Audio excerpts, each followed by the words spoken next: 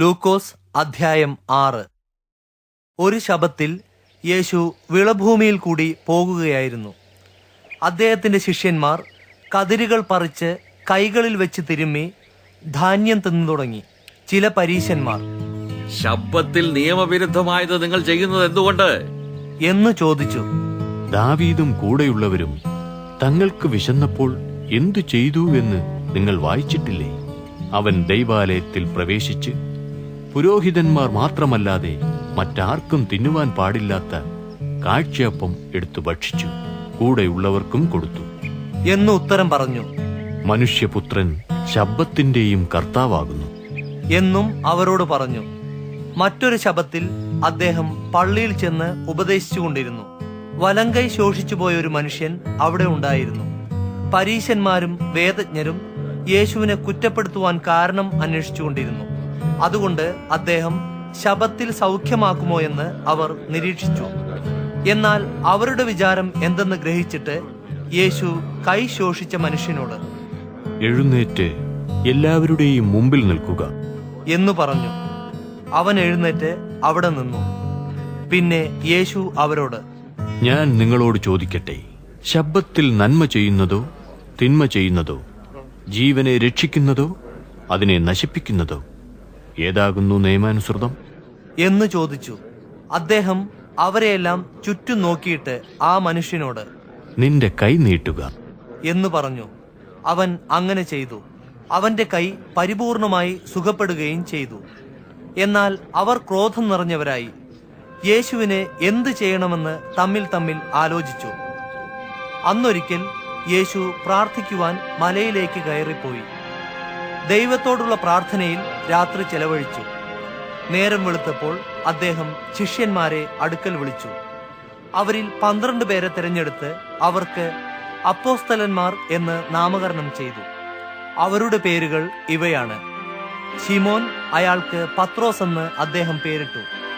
അയാളുടെ സഹോദരൻ അന്ത്രയാസ്, യാക്കോബ്, യോഹന്നാൻ, ഫിലിപ്പോസ്, ബർത്തലോമായി, മത്തായി, തോമസ്, അൽഫായിയുടെ മകനായ യാക്കോബ്, എരിവുകാരൻ എന്ന് വിളിച്ചിരുന്ന ശിമോൻ, യാക്കോബിന്റെ മകനായ യൂദ, വഞ്ചകനായി തീർന്ന ഈസ്കാര്യോത്ത് യൂദ.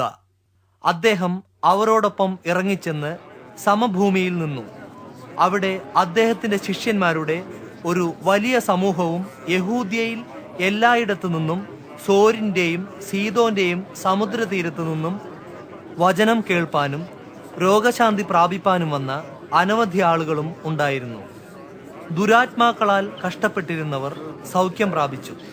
ശക്തി അദ്ദേഹത്തിൽ നിന്ന് പുറപ്പെട്ട് എല്ലാവരെയും സൗഖ്യമാക്കിയിരുന്നതുകൊണ്ട് ജനങ്ങളെല്ലാവരും അദ്ദേഹത്തെ സ്പർശിക്കുവാൻ ശ്രമിച്ചു.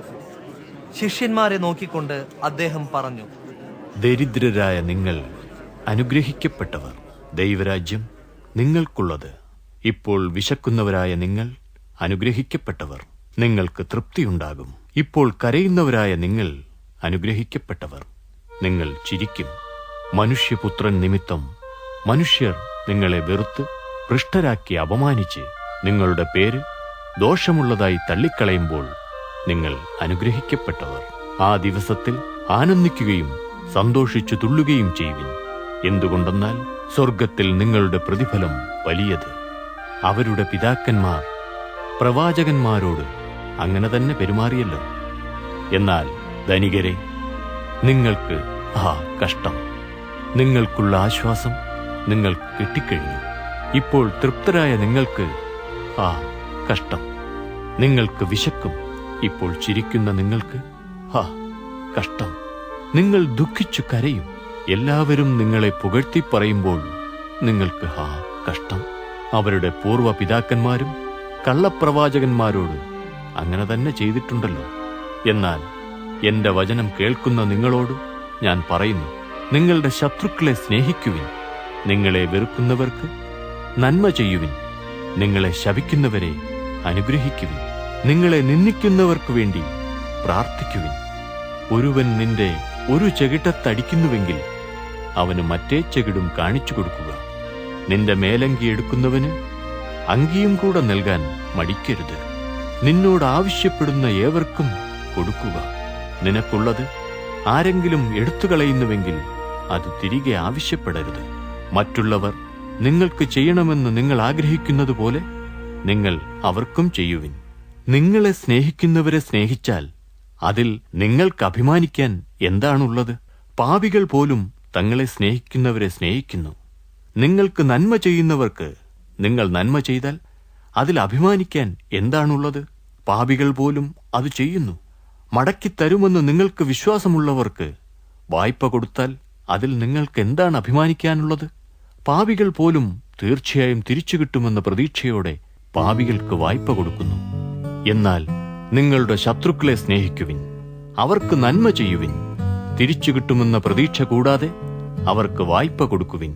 അപ്പോൾ നിങ്ങളുടെ പ്രതിഫലം വലിയതായിരിക്കും. നിങ്ങൾ അത്യുന്നതന്റെ മക്കളാകും. എന്തുകൊണ്ടെന്നാൽ അവിടുന്ന് നന്ദികെട്ടവരോടും ദുഷ്ടന്മാരോടും ദയാലുവാകുന്നു. നിങ്ങളുടെ പിതാവ് കരുണയുള്ളവനായിരിക്കുന്നതുപോലെ നിങ്ങളും കരുണയുള്ളവരായിരിപ്പിൻ. വിധിക്കരുത്, എന്നാൽ നിങ്ങളും വിധിക്കപ്പെടുകയില്ല. ശിക്ഷാവിധി നടത്തരുത്, നിങ്ങൾക്കും ശിക്ഷാവിധി ഉണ്ടാകുകയില്ല. ക്ഷമിക്കുവിൻ, നിങ്ങളോടും ക്ഷമിക്കും. കൊടുക്കുവിൻ, എന്നാൽ നിങ്ങൾക്കു കിട്ടും. അമർത്തി കുലുക്കി കവിയുന്നൊരു നല്ല അളവ് നിങ്ങളുടെ മടിയിൽ തരും.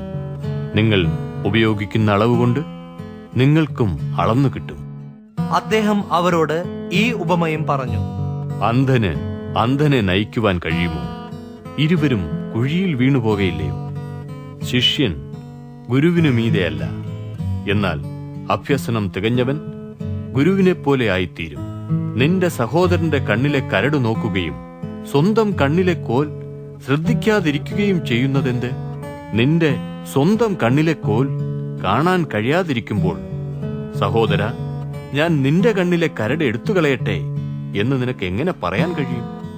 ഹേ കപടഭക്തനായ മനുഷ്യ, ആദ്യം നിന്റെ കണ്ണിലെ കോൽ എടുത്തുകളയുക, അപ്പോൾ സഹോദരന്റെ കണ്ണിലെ കരട് എടുത്തുകളയുവാൻ തക്കവിധം തെളിവായി കാണുവാൻ നിനക്ക് കഴിയും.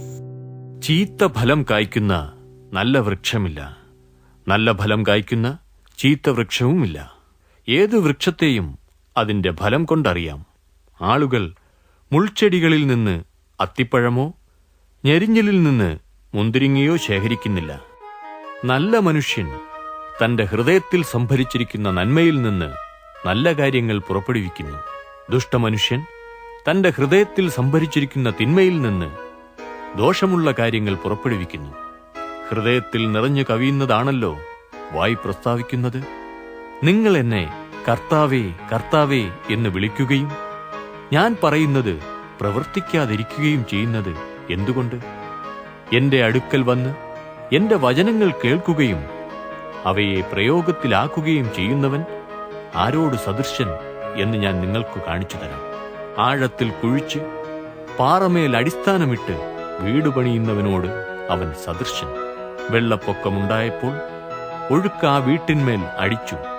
എന്നാൽ അത് നല്ലവണ്ണം പണിതതായിരുന്നതുകൊണ്ട് അതിന് കുലുക്കം തട്ടിയില്ല. എന്നാൽ എന്റെ വചനങ്ങൾ കേൾക്കുകയും അവയെ പ്രയോഗത്തിലാക്കാതിരിക്കുകയും ചെയ്യുന്നവൻ അടിസ്ഥാനം കൂടാതെ മണ്ണിന്മേൽ വീട് പണിത മനുഷ്യനോട് സദൃശൻ. ഒഴുക്ക് ആ വീടിന്മേൽ അടിച്ച ഉടനെ അത് തകർന്നു വീണു. അതിന്റെ വീഴ്ച വലുതായിരുന്നു. ഒഴുക്ക് ആ വീടിന്മേൽ അടിച്ച ഉടനെ അത് തകർന്നു വീണു. അതിന്റെ വീഴ്ച വലുതായിരുന്നു.